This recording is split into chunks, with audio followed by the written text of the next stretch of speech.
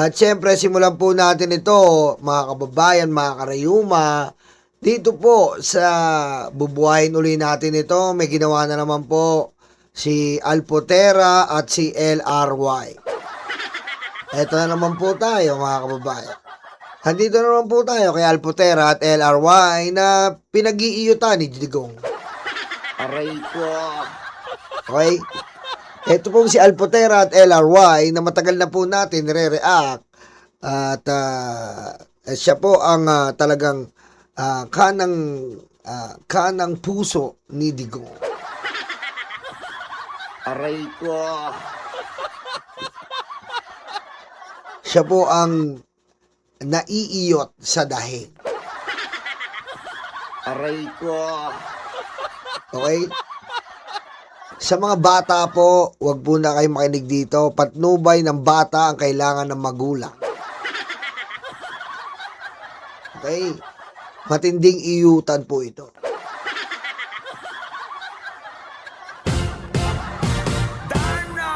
Ito po si Alpotera at LRY, siya po ang aide o tawag dito, alalay ni Digong noong siya ay presidente. Inalay po siya ng kanyang pamilya na Hanson family para po magbigay ng bawi o pambawi sa naitulong ni Digong sa bus company nila. Diba? At ito nga pong bus company nila ay tila ang bus company nila ay tila ng braso sa mga empleyado at mismo po sa mga kapatid. Sinalakay na po natin yan. Pero ngayon, dire-diretso po ang pagtulong ni Alpotera, LRY, GYD dito po sa plataforma ng mga Duterte. Okay? At ito nga po ngayon, namigay po sila ng mga bike. Nakaraan, namigay na uli. Ngayon, namigay na naman po para pumambulag sa mga tao sa Mindanao. Ayan po, ang pangalan niyo po ay Jassy. Ayan po, Ayan po si Jassy Alpotera. Ayan po si Alpotera, ang iniiyot ni Digong. Ano bang maging safe sa tamang tao? Ito ang dapat mong gawin. First step, second steps, helmet. Sabi nanay ko, hotdog, ang binili mo potlong, tapos nagreklamo nanay ko, nagalit ka? Aray ko. Diba? Yan po siya. At ito pong babaeng ito ang talagang kumikilos ngayon mula po sa mga rally. Yung mga nakikita niyo po rally kahapon, kumilos na naman po, nagpondo na naman siya ng mga pupunta sa White Ribbon. Ayun, supalpal. Siya rin po ang kumikilos dito po sa Senado, kung saan pinagbibigyan niya po ng tigli-500 ang mga magrarally dahil gustong po nila pabagsakin ang administrasyong Bongbong Marcos. Pero kahit anong gawin po, ang pera po ay hindi po umuubra dito po sa pagpapabagsak ng gobyerno. Nakita po natin doon sa rally na yon, inaamin naman po nila na binigyan sila ng tigpa 500. Ayan po. Ayan po, di ba? Ayan po, huling-huli natin yan. Ayan po, 500 pesos! Okay, ayan po, huling-huli natin sila. Pinagbibigyan po sila ng 500, basta pupunta lang po at susuportahan si Sara, si Cayetano at ang mga senador na bobo sa Senado. Aray ko.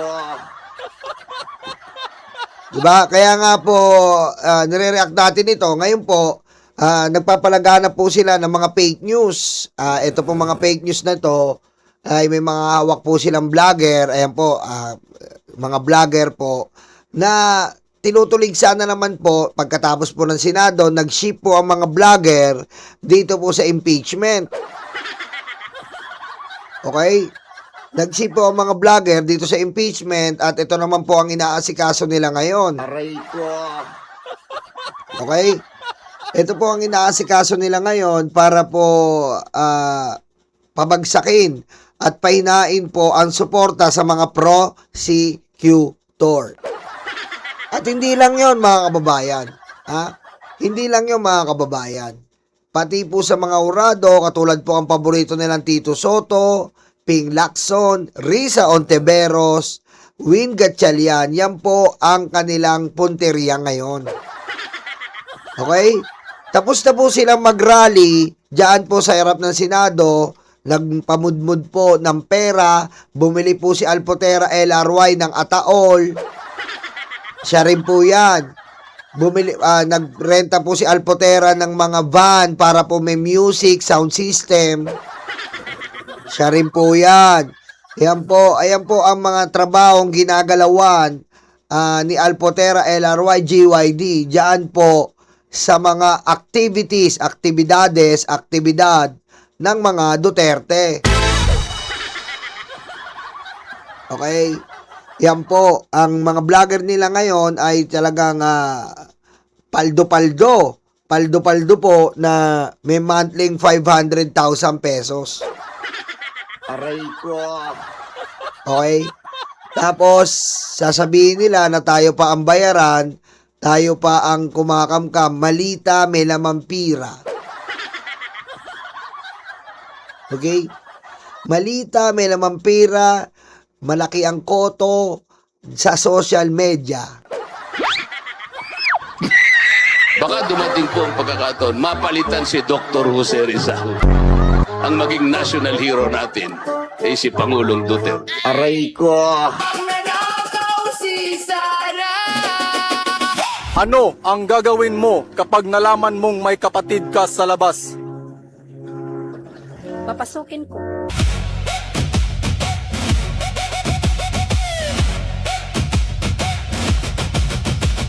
Aray ko.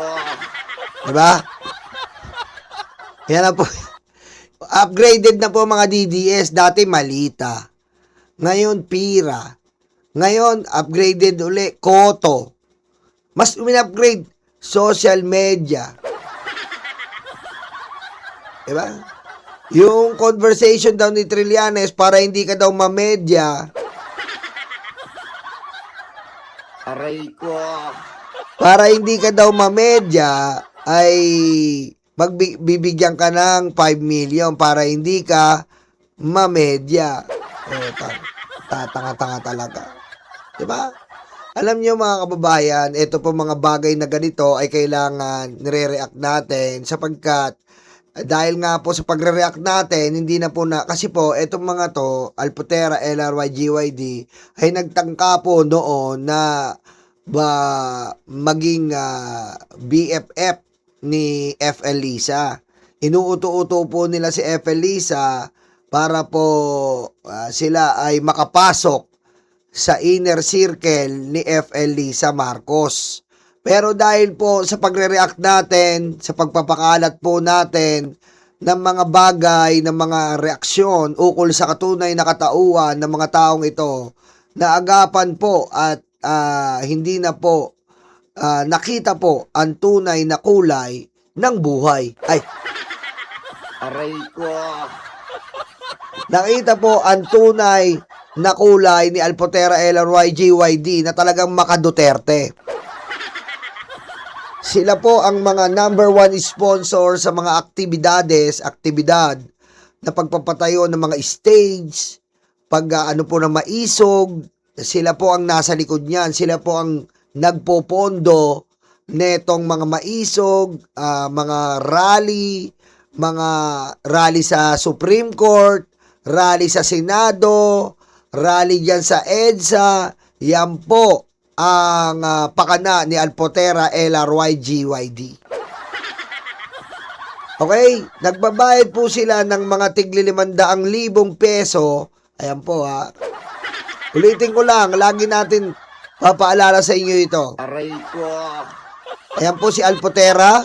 Yung mga live po nagko-comment Ayan po ayan po si Alpotera, ang kanang kamay ni Digong, ang aide niya nung presidente siya, ang iniiyot niya.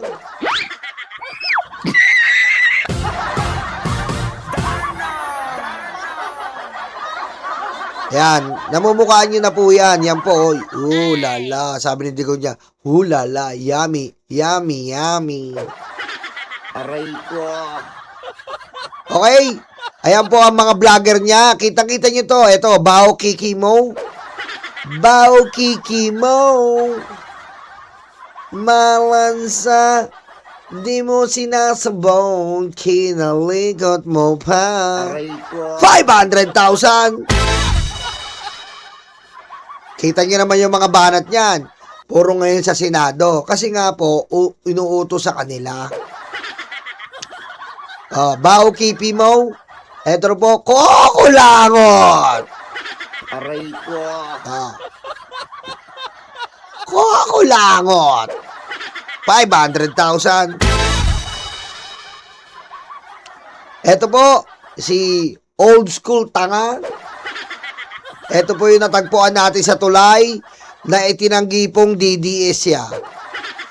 Nung nakaharap po natin sa tulay to, nung rally, pinagsisigawan natin at napaamin natin hindi siya DDS. Abay, tanga.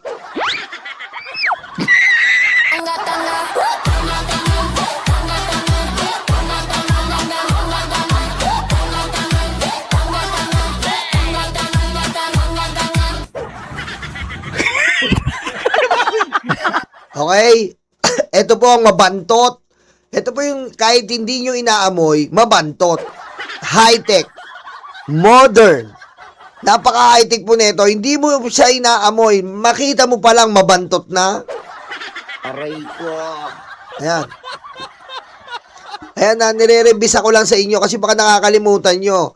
At tignan nyo po yung mga social media nila. Ganun po yan. Tignan nyo po yung mga social media nila. Same atake, same topic. Kasi nga po, dyan sila binabayaran.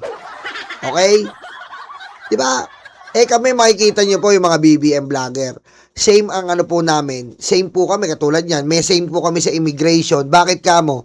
Naturalmente. Bagong Pilipinas yun eh. Diba?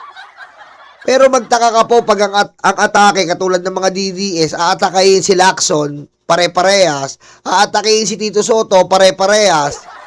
500,000 yan. Aray ko. Diba? At ito po si Paul Tete. Ayan po, na-recruit din po yan dahil siya po yung nagbantay doon. Natatandaan nyo, iano ko lang po sa inyo. Siya po ang nagbantay doon sa bahay sa Davao at nag-fake news na may umaatake daw at magre-raid sa bahay sa Davao. At dahil doon, pasok ka na sa Alpotera Group and Company. Okay? Yan po si Paul Tete, ang mahilig sa Aray ko. Ayan na, tignan niyo po. Ito po, lalo na to mga kababayan. Ito, matindi po to. Ayan. Ito po ang nagbuko. Ito po ang nagbuko na binabayaran sila ni Alpotera 500,000 each. Ito po, si Chupa Moreno.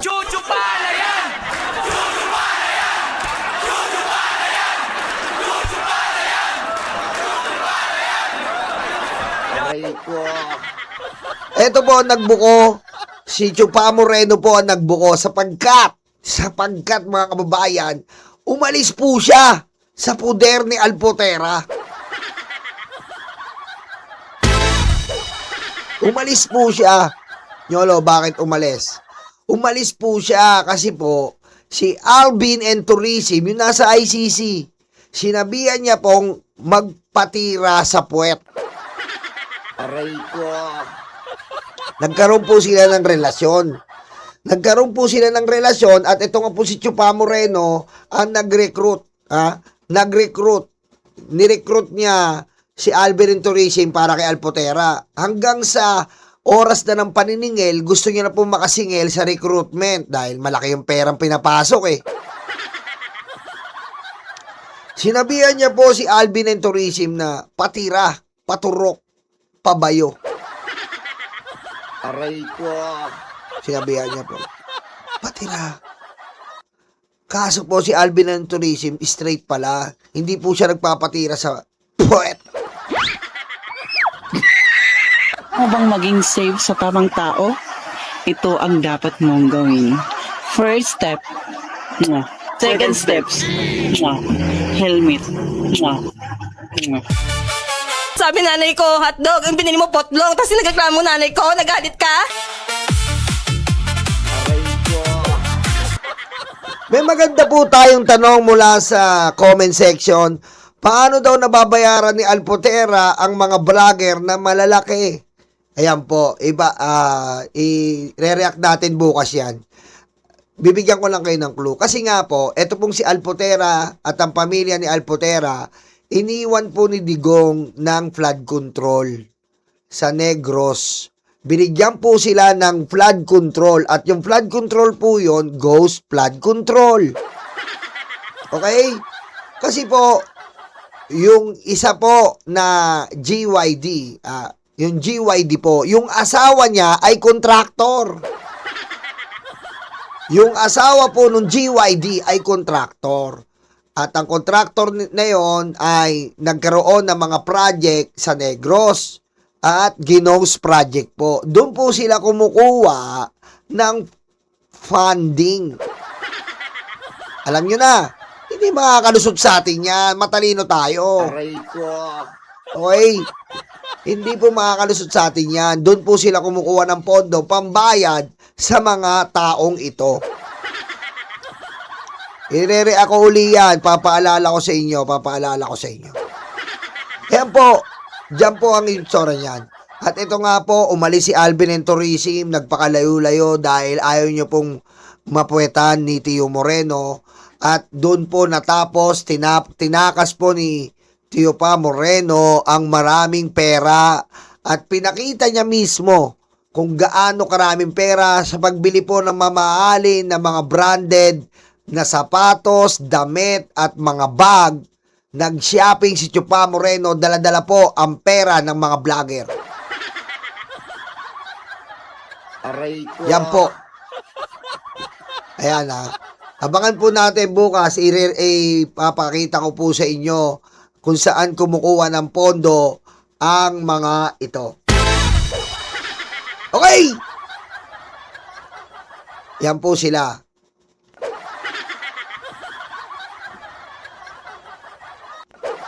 Yan po ang Alpotera Group of Companies. Kitang-kita nyo naman. Sila po nakikita nyo na umaatake sa gobyerno kasi nga po funded. Tayo, empleyado lang tayo ni Boss Mike Cervera ngayon. Boss Mike. Boss, paano ba yung sweldo ko dito? Aray ko. Boss, paano sweldo ko dito? Tayo, wala po. Empleyado lang tayo ni Mike Cervera. Empleyado na tayo sa Bengador. Empleyado pa tayo sa YouTube. Aray ko. Kaya balik ka. Balik na naman ako sa pagiging empleyado. What the fuck?